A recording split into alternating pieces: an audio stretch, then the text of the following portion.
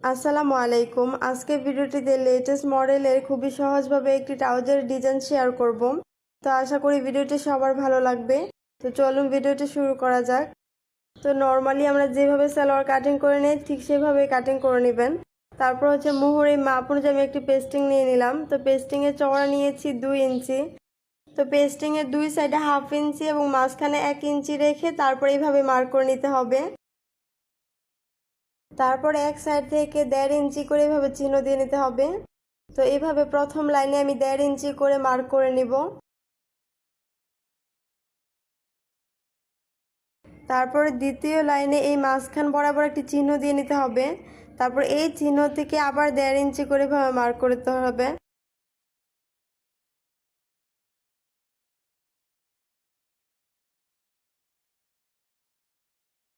তো এখন একটা চিহ্ন থেকে আরেকটা চিহ্ন এভাবে মিলে দিতে হবে। তো এইভাবে কোণা করে মার্ক করে নিতে হবে। তো ভিডিওটি ভালো লাগলে অবশ্যই একটি লাইক দিয়ে দিবেন। আর যারা আমাদের চ্যানেলটি এখনো সাবস্ক্রাইব করেননি তারা প্লিজ সাবস্ক্রাইব করে আমাদের সাথেই থাকবেন। এখন মার্ক অনুযায়ী পেস্টিংটি কাটিং করে নিব।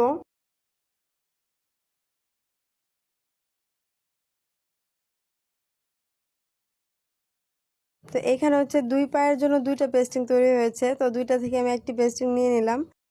তারপর সালোয়ারের উল্টো সাইডে এভাবে পেস্টিংটা বসিয়ে নিতে হবে। তো 2.5 ইঞ্চি চড়া আমি আরেকটি কাপড় নিয়ে নিলাম। এই কাপড়টি এভাবে নিচে দিয়ে তারপর সাইডটা সেলাই করে নিতে হবে।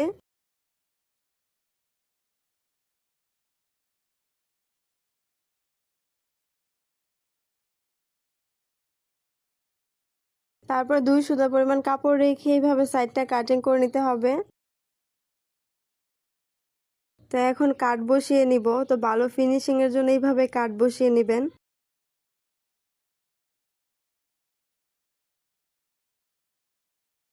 তো এখন এই কাপড়টি এভাবে উল্টে নিতে হবে। তারপর একটা স্ক্রুড্রাইভারের সাহায্যে এভাবে কোণা বের করে নিতে হবে। তারপর বাড়তি যে কাপড়টা আছে এই কাপড়টা একটা ভাঁজ দিয়ে তারপর সাইডটা সেলাই করে নিব।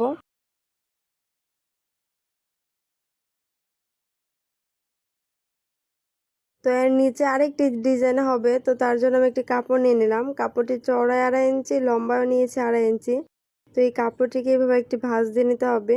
তারপর কোণা করে এইভাবে দুইটা ভাঁজ দিয়ে এক সাইড থেকে একটা ভাঁজ আরেক সাইড থেকে আরেকটি ভাঁজ দিয়ে নিতে হবে।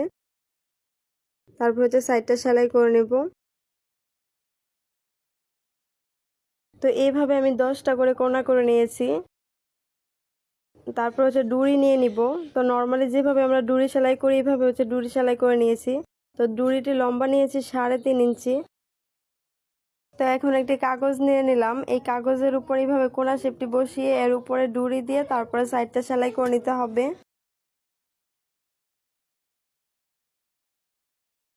তো এইভাবে সবগুলো বসিয়ে তারপরে সাইডটা সেলাই করে নিতে হবে।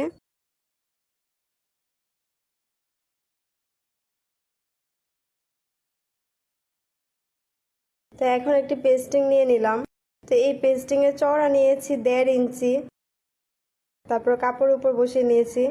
তো এইভাবে ডাবল ভাঁজ করে তারপরে মাঝখানে এই ডিজাইনটি দিয়ে তারপর সাইডটা সেলাই করে নিতে হবে।